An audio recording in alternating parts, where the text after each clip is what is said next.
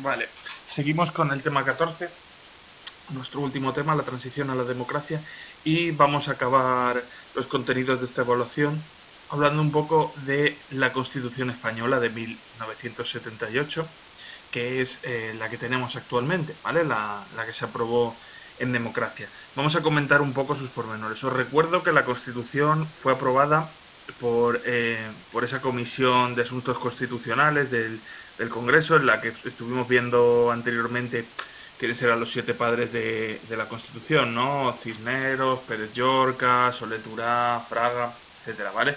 Pérez Barba. Y, eh, y bueno, esa comisión aprobó esta Constitución que fue ratificada en las Cortes, se sometió a referéndum por el pueblo español, por la ciudadanía española, en el 6 de diciembre del 78, que es lo que se celebra, o sea, que es el día que se utiliza para celebrar que conmemora la Constitución española, ¿vale? Y fue ratificada por el rey a finales de año, el 27 de diciembre, y publicada en el BOE el 29. O sea, en el año 78 fue aprobada esta Constitución y vamos a ver cuáles son sus características. Decir que, bueno, es una constitución que obviamente crea un Estado democrático en España que había desaparecido con la eliminación de la Segunda República y con la implantación del franquismo. Se recuperaba la democracia, aunque va a ser una constitución diferente a la anterior que había habido, que si recordáis era la de 1931, la constitución republicana. Para empezar, España quedaba como una monarquía, ¿vale? Y también habrá algunos cambios. Además, se reconocerán ciertas cuestiones que eran más novedosas en el periodo. Decir que esta Constitución apenas ha sido reformada desde entonces, quitando alguna reforma puntual, como la famosa reforma del artículo 135 y poco más. Pero bueno, se mantiene en su esencia intacta a día de hoy, ¿vale? Y es que veremos que también la reforma constitucional no es algo sencillo, no es un procedimiento sencillo, que esto precisamente se hace para blindarla y que no cualquier gobierno que llegue con una mínima mayoría pueda cambiar la Constitución, ¿vale? Vamos allá. Bueno, ahí tenéis el momento en el que es ratificada por la corona, ¿no? Por el rey Juan Carlos, y bueno, le veis acompañado pues de la familia real. Fijaos que es la reina Sofía, la que aparece a su lado, y el príncipe de Asturias, es decir, el actual rey Felipe VI, y las infantas, de los niños que aparecen ahí en la foto, ¿no? Bueno, fijaos que en la imagen, cuando se aprobó, todavía España, el escudo de España seguía utilizando todavía el águila franquista, y se puede ver también debajo del águila el yugo y las flechas, que eran dos símbolos de la falange, que todavía se habían mantenido. Esto yo creo que es una buena imagen de cómo se pasó de la dictadura a la democracia por medio de esta transición sin grandes rupturas. Unos años después fueron eliminados estos símbolos que a día de hoy se llaman preconstitucionales, pero que como veis quedaron reflejados incluso en las primeras ediciones de la Constitución. Bueno, se fueron eliminando estos símbolos franquistas o posfranquistas de los emblemas españoles. Pero bueno, que os traía esta primera edición para que vierais, además de todo lo rimbombante que es, ¿no? Con esta caligrafía que recuerda a la época medieval, ¿no? Bueno, pues este preámbulo de la Constitución, ¿no? Bueno, vamos a ver la estructura de la Constitución. La Constitución, que os recomiendo que si os quedáis con alguna duda de lo que os consulto, pues de lo que os comento, perdón, lo consultéis en internet, o si tenéis algún ejemplar de la Constitución en casa, ¿vale? Pues podéis echarle algún vistazo a alguno de los artículos que a lo mejor os susciten más dudas, ¿vale? Bueno, el preámbulo de la Constitución habla de los principios fundamentales de la Constitución, ¿vale? De lo que ha inspirado la Constitución. Ahí veis cómo comienza, ¿no? El rey, don Juan Carlos I, rey de España, a todos los aquí presentes, bien y entendieran, sabed que las Cortes han aprobado y el pueblo español ratificado la siguiente Constitución, ¿no? Y luego habla de los principios que la han inspirado, y después ya empezarían los títulos de la Constitución, los 10 títulos, que se dividen en varios artículos. Bueno, hay un título preliminar y luego hay otros 10 títulos que son como, por así decirlo, temas que se tratan, y dentro de ellos aparecen los 169 artículos que establece la Constitución. Recordad que una Constitución es una ley fundamental de un Estado, es decir, marca cómo debe ser la ley de ese Estado. Ninguna ley que se apruebe después puede entrar en contradicción con la Constitución, ¿no? Hay 9 disposiciones adicionales al final y una transitoria, una derogatoria y una final. Bueno, esto no le vamos a hacer mucho caso ahora mismo, luego lo comentaré un poquito después. Como ya os digo, la Constitución es la ley fundamental del Estado, debe servir de base a todo el ordenamiento legal posterior y por lo tanto las leyes que se aprueben no pueden entrar en contradicción con ella, ¿vale? Vamos a ir viendo los títulos uno a uno. Bueno, el título preliminar establece una serie de principios básicos en 9 artículos. El primero de ellos básicamente dice qué tipo de Estado es España, y dice que España es un Estado social y democrático de derecho, es decir, una democracia. Que la soberanía de la nación reside en el pueblo español, ¿vale? Que el pueblo es el soberano, no los reyes, no el jefe de gobierno, sino el pueblo español, ¿no? A través de sus representantes, etcétera. Y que la forma política, la forma de Estado, es la monarquía parlamentaria. Es decir, una monarquía, no una república, pero una monarquía en la que el rey no tiene verdadero poder político, sino que es el parlamento el que aprueba las leyes, ¿vale? El artículo 2 habla de que a veces ha suscitado polémica con las cuestiones nacionalistas, que veréis que alguna vez se cita. El artículo 2 habla, por un lado, de la indisoluble unidad de la nación española, es decir, que España no se puede dividir. Esto obviamente fue una concesión a los sectores, podríamos decir, de la derecha, mientras que también hay una concesión a los sectores nacionalistas cuando reconoce en las llamadas nacionalidades que hay en España y el reconocimiento de las autonomías, el Estado autonómico, es decir, que se reparta más poder entre los territorios, que España deje de ser un Estado centralista, como había sido hasta el momento con el franquismo, ¿vale? En el que los territorios no tenían poder. Es decir, este artículo 2 sienta por un lado la idea de que España es un Estado unitario y por otro lado que las comunidades autónomas puedan tener poder. Y entra la cuestión espinosa de nación y nacionalidades, como veis, ¿vale?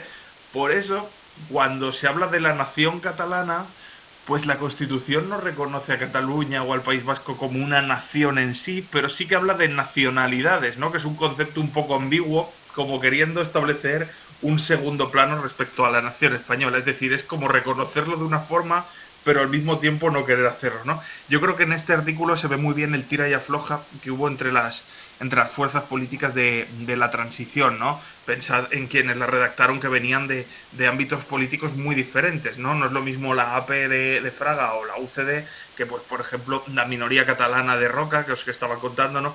Cómo tuvieron que llegar a estos consensos, ¿no? Entre sí un Estado central, o sea, un Estado centralizado, un Estado federal, al final pues se llega a ese punto intermedio que es el Estado de las autonomías, ¿vale? El artículo 3 habla de la oficialidad del castellano y de otras lenguas en sus respectivos territorios, y básicamente lo que dice es que, bueno, que el castellano es la lengua oficial de España, que todos los españoles tienen el derecho y el deber de conocerla, y que otras lenguas pueden ser cooficiales en las diferentes comunidades autónomas en función de sus estatutos de autonomía, ¿no? O sea, el catalán, el vasco, el gallego. Respecto al artículo 4, pues bueno, establece cuál es la bandera de España. Pues ya sabéis, la bandera rojigualda, ¿no? Con las dos bandas rojas más que son la mitad de anchas que la banda central amarilla, ¿no?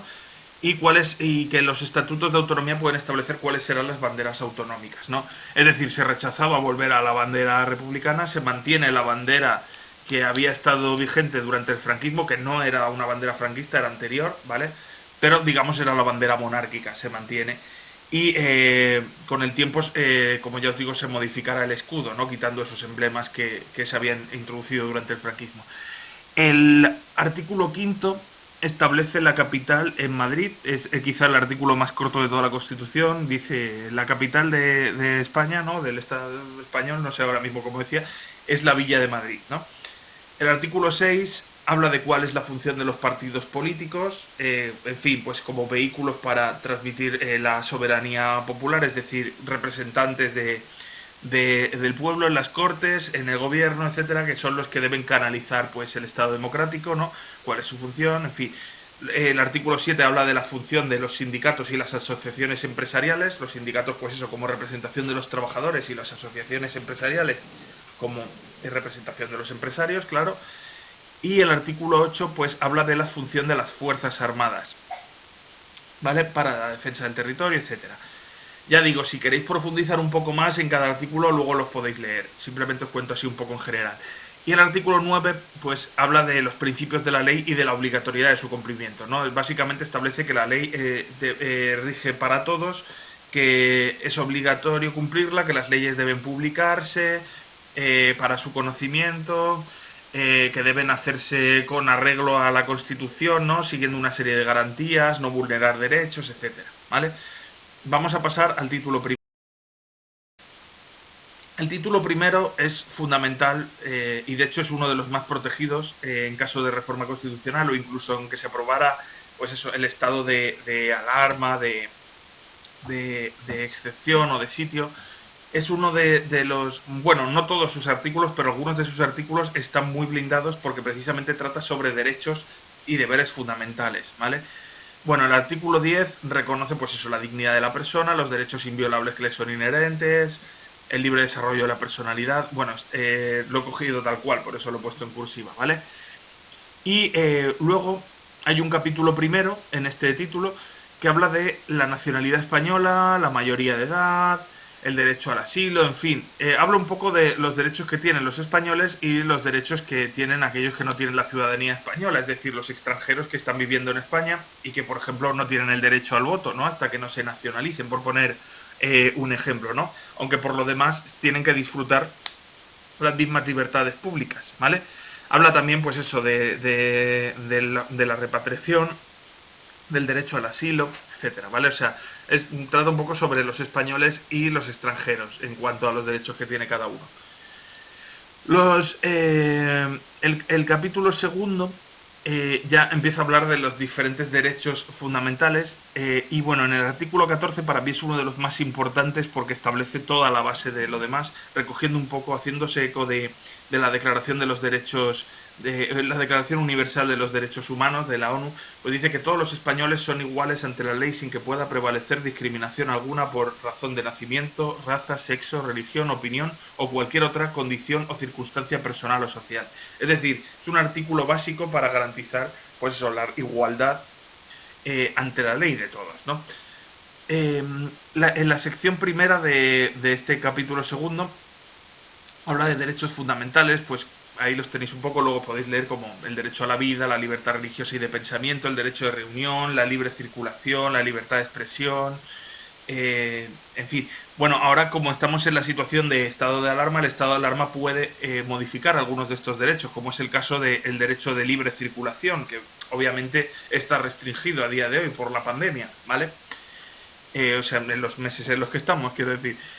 La sección segunda habla de los derechos y deberes de todos los españoles, como son pues la defensa de España. Esto está modificado a día de hoy porque claro, en aquel momento existía el servicio militar obligatorio, ¿vale? La mili.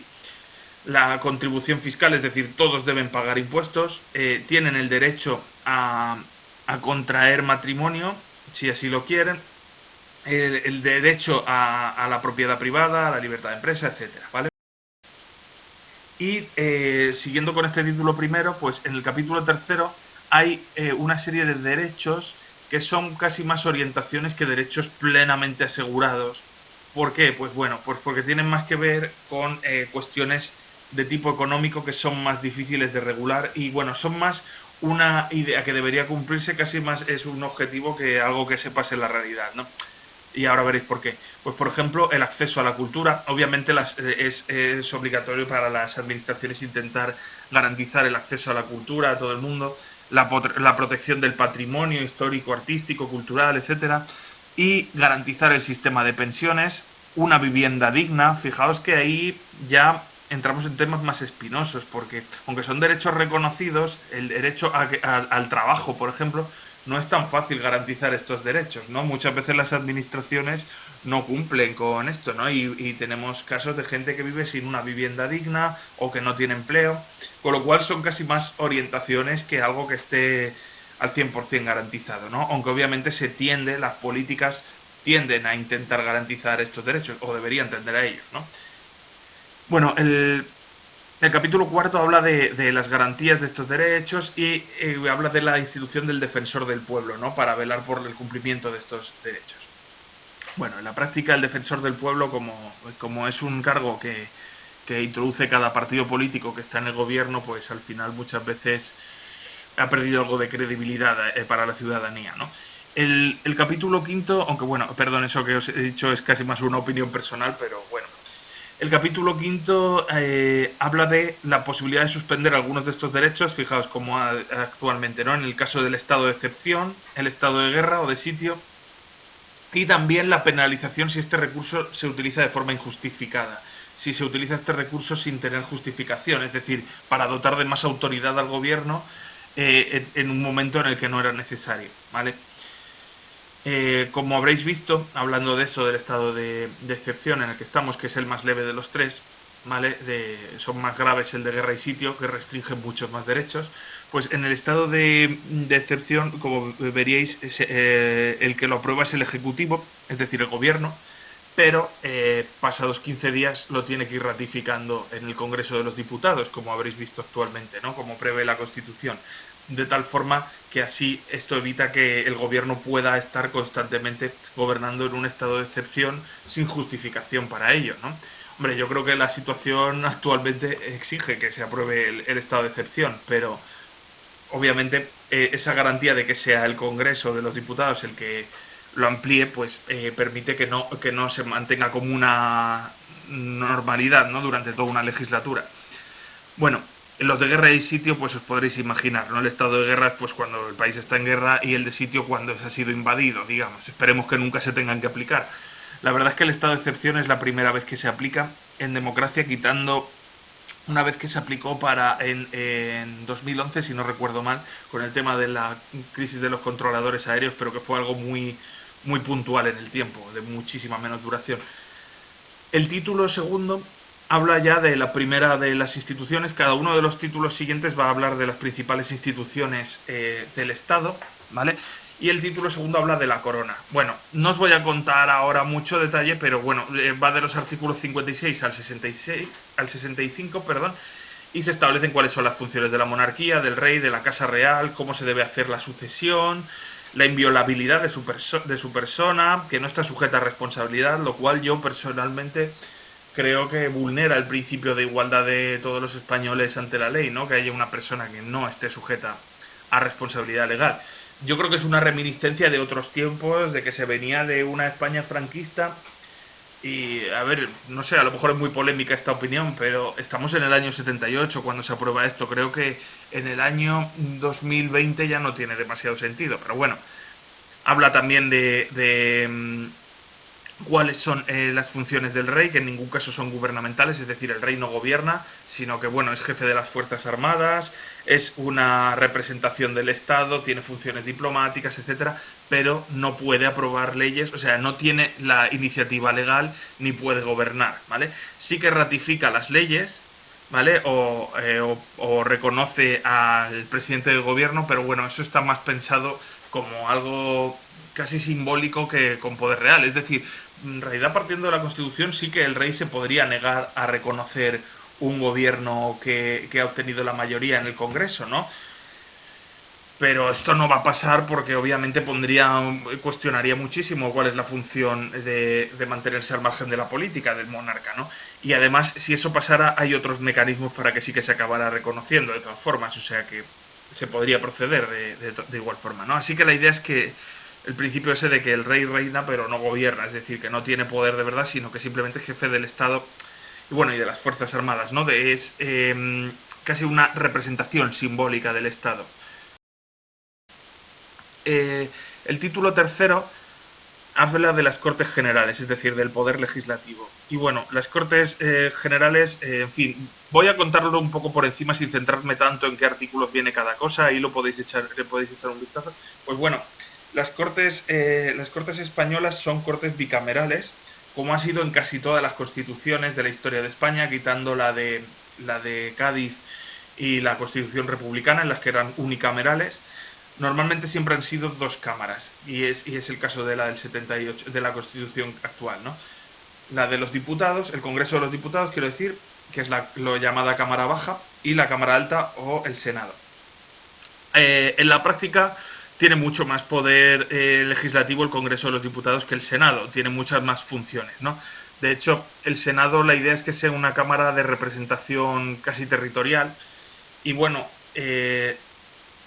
tiene casi más la función de ratificar lo que dice el Congreso de los Diputados que de ser decisiva, ¿no? Salvo en algunos aspectos, como por ejemplo cuando se puso en funcionamiento el 155 con la suspensión de la autonomía de Cataluña, que ahí el Senado sí que tenía un papel importante en su condición de cámara territorial, pero vamos, realmente casi todas las decisiones importantes se aprueban en el Congreso de los Diputados y en todo caso es el Senado el que las ratifica. El Senado lo que sí que puede hacer es que si está controlado por un partido le da mucha más rapidez a la aprobación de las leyes que se aprueban previamente en el Congreso, pero ya digo, yo aquí doy de nuevo una opinión personal, creo que es un poco duplicación de funciones de que exista el Senado y que realmente se podría apañar perfectamente solamente con el Congreso.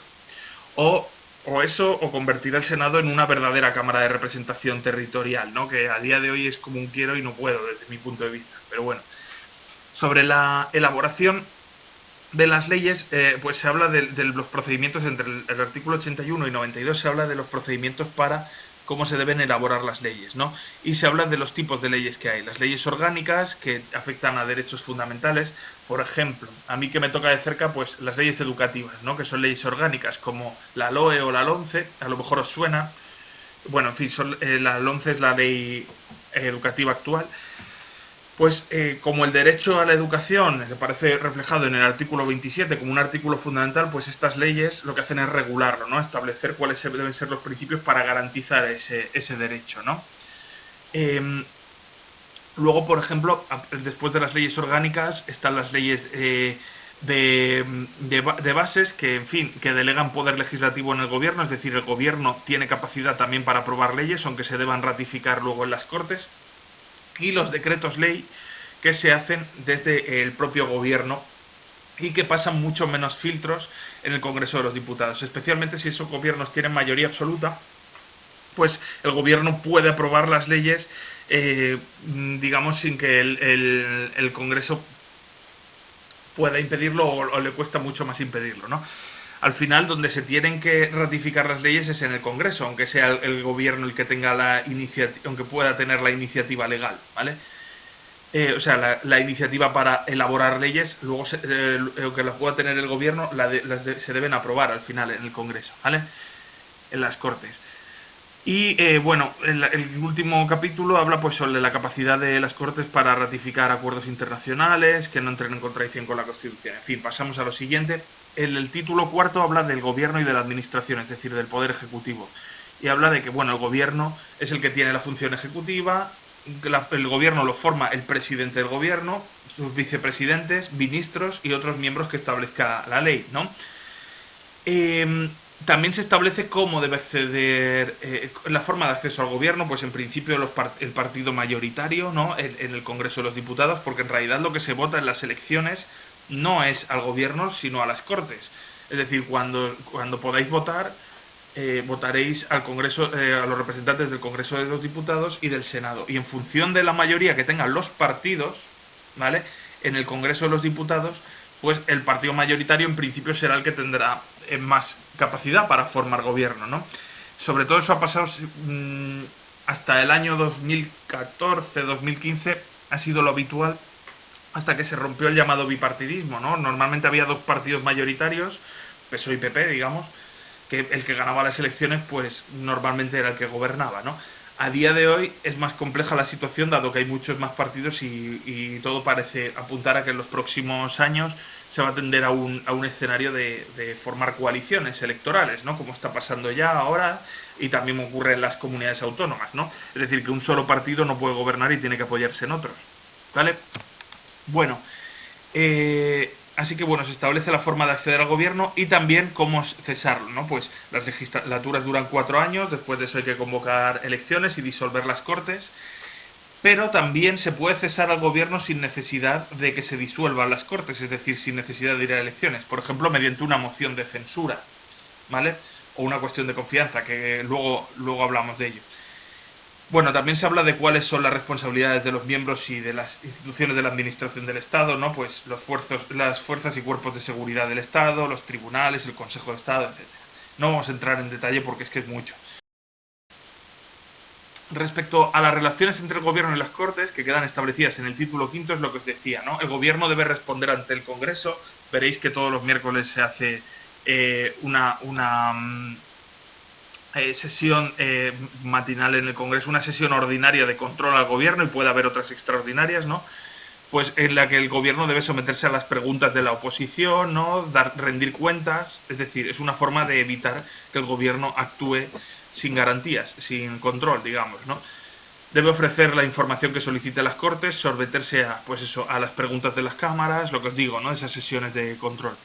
Y luego, además, el presidente del gobierno puede plantear la llamada cuestión de confianza, que es que en caso de que tenga pocos apoyos y quiera reforzar su liderazgo, puede presentar esta cuestión de confianza para decir, bueno, pues si se me da, si desde el Congreso se me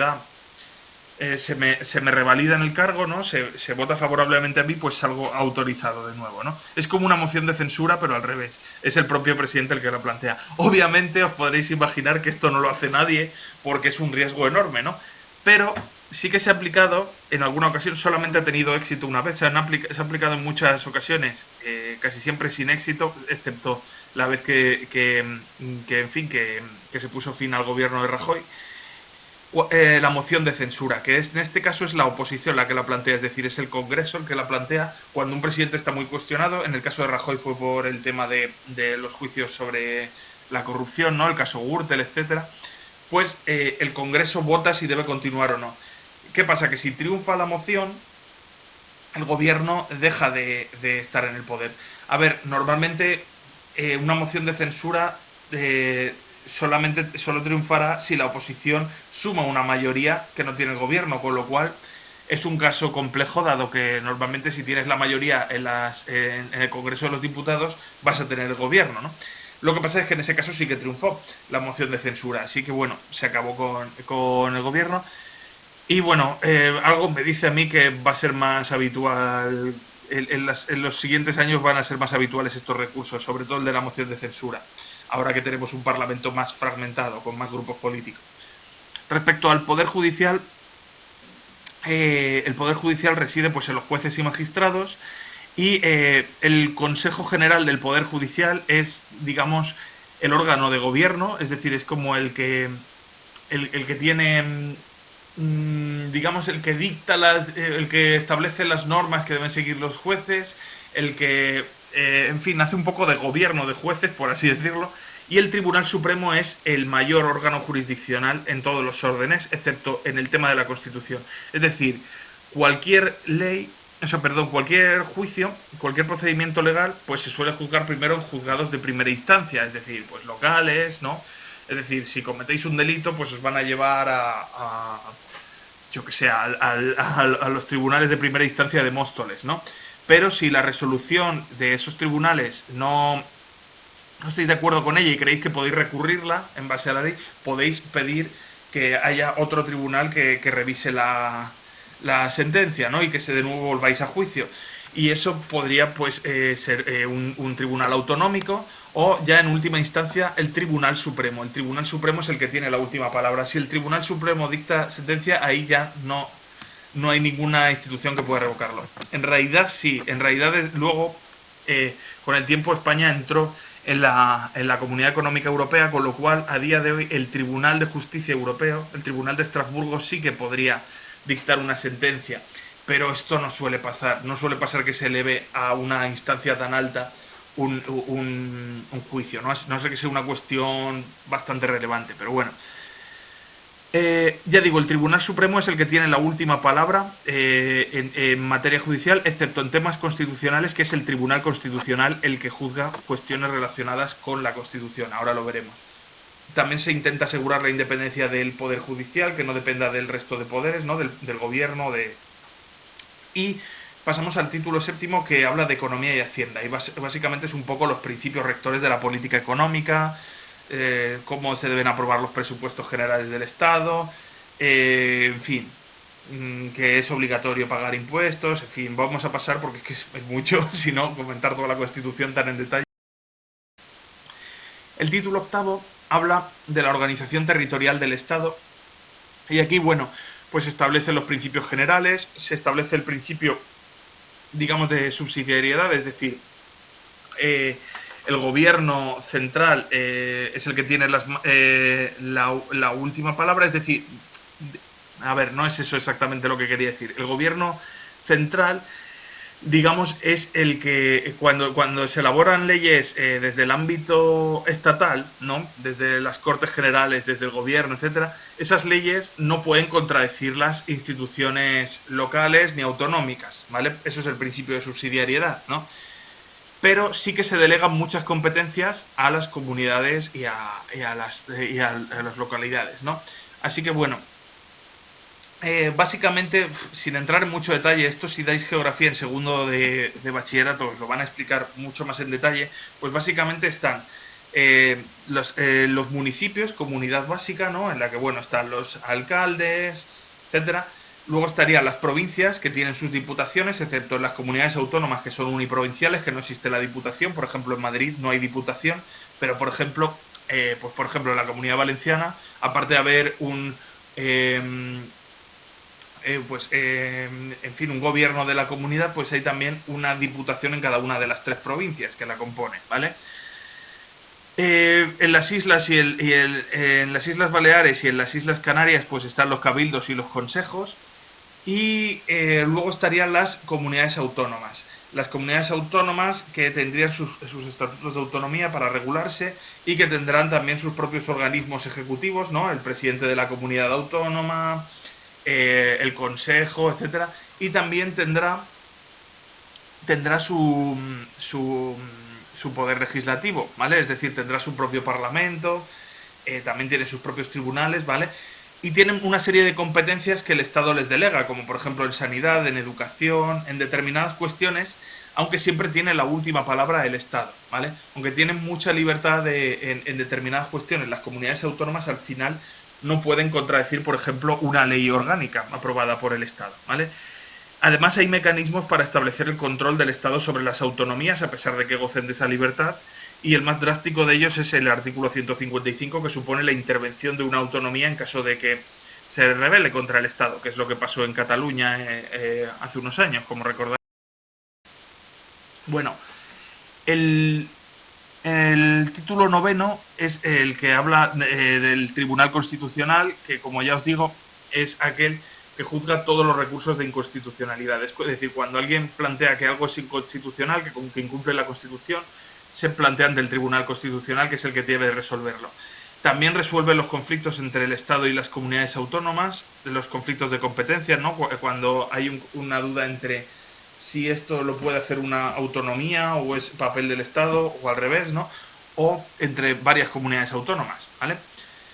¿Cuál es el problema? Desde mi punto de vista, que bueno, el Tribunal Constitucional está formado por 12 miembros. Dos los propone el Gobierno, dos los propone el Consejo General del Poder Judicial, 4 a propuesta del Congreso y 4 a propuesta del Senado. Con lo cual, ¿qué suele pasar? Que normalmente los partidos mayoritarios acaban teniendo mucho peso en el Tribunal Constitucional. Imaginaos un partido que haya ganado por mayoría absoluta en el Congreso y en el Senado, puede proponer a varios miembros en el Tribunal Constitucional y aparte tiene el gobierno, pues otros dos en el gobierno, ¿no? Además el Consejo General del Poder Judicial, si no recuerdo mal, también tiene una cierta intervención por parte del gobierno, con lo cual al final la independencia del Poder Judicial no queda del todo garantizada. Bueno, el título décimo, por último, habla de la reforma constitucional y habla de cómo se puede reformar la Constitución. Para que esto ocurra, se requiere al menos la mayoría absoluta en el Senado, es decir, la mitad más uno, y de 2/3, de una mayoría de 2/3, lo que se llama una mayoría cualificada en el Congreso. Es decir, no por tener la mayoría absoluta ya puedes reformar la Constitución, sino que necesitas una mayoría bastante amplia para conseguirlo, ¿vale? Estamos hablando de un 66% del Congreso, ¿vale? Y de un 51% del Senado. Bueno, de algo más de un 66% del Congreso. Así que bueno, esto es una forma de evitar que la Constitución sea modificada a su antojo por el partido político que esté en el poder, que era algo tradicional en la historia de España, si recordáis en constituciones del siglo XIX, que partido que gobernaba, partido que modificaba la Constitución y por tanto acababan siendo muy partidistas, ¿no? Las constituciones. Bueno, se prohíbe la reforma constitucional en tiempo de guerra o en estado de alarma, excepción y sitio, ¿no? Aprovechando los poderes especiales que tiene el gobierno, no se puede reformar la Constitución en esos momentos y algunos artículos están especialmente blindados para que se requieran unas mayorías muy grandes. Por ejemplo, algunos derechos fundamentales se requieren unas mayorías enormes para poder cambiarlos, o por ejemplo el caso de la corona, es decir, la monarquía no sería fácil de reemplazar la monarquía por la república, dado que está muy blindada en la Constitución, ¿vale? Y bueno, y por último hay una serie de disposiciones finales que no vamos a comentar porque tampoco interesa mucho, simplemente os comento la derogatoria, que habla de la anulación de las leyes fundamentales franquistas que son reemplazadas por la Constitución, ¿vale? Y nada, con esto habríamos acabado el análisis de la Constitución y por tanto habríamos acabado también con el curso, o al menos con esta tercera evaluación. Ya veremos si en junio nos toca hacer algo más, ya os iré comentando, ¿vale? Bueno, cuidaos mucho, chicos. Un saludo.